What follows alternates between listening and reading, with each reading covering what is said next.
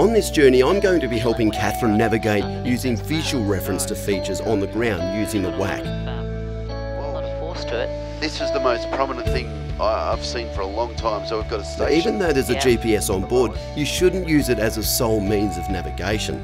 Look, it's a great backup to find out exactly where you are on the chart, but you should always have your current charts and documents. Look at this landscape, it is forever changing.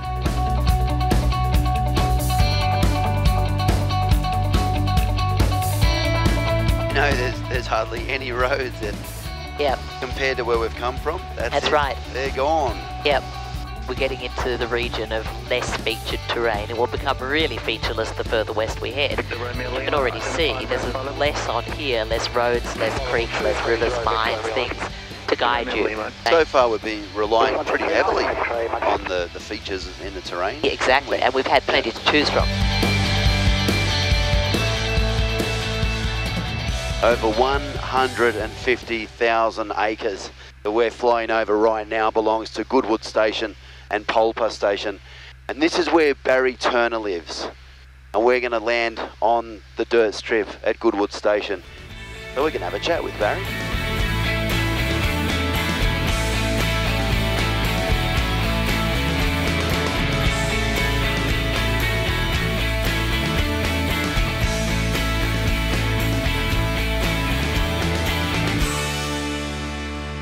So obviously, aviation's been a big part of your life because of the distance. So how did it all start? It started with my dad. He bought a plane, bought a new Cessna back in 1964. So he used it as a spotter, just to fly around and see where the stock are in the paddock. How does aviation fit into your working life? It's a fairly prominent part because we use the plane for, not for mustering itself, but for spotting. Because you've got big areas, and you save a lot of time. You go out to a paddock, it might be 15 or 20,000 acres. Well, if you're going to ride through it, it'll take you all day. Hey, so Barry, any pilots coming into this area, what would you suggest to them landing on a bush strip? What would be your advice? Look, low flying inspection to start with, look for stock.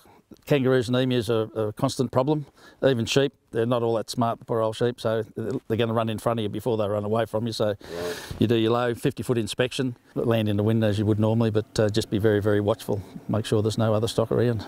Outback obviously is very different to coastal flying or anything else. What are the main things to think about out in the outback, you reckon? No low flying in the middle of the day. You get a lot of turbulence in the middle of the day. Even in the winter time here, it can be quite turbulent. I know of a couple of instances where people have crashed because of low flying in the middle of the day, been caught with a bit of turbulence. Oh. And just make sure you've got plenty of height and plenty of speed. So what about prop care out here? It's fairly important on stony strips like this one because there's a lot of little stones there, and when you actually give it full force to start with, it lifts all those little stones up and tips all the leading edge on your prop. I always love it when I get onto the Cooper Creek map. It means you've hit the red dust. Dan and Catherine have done our flight plans this morning, and thankfully the weather is looking really good. Barry's been up and down the airstrip making sure it's clear, and with no sheep, kangaroos or emus on the airstrip, I think we're finally ready to fly.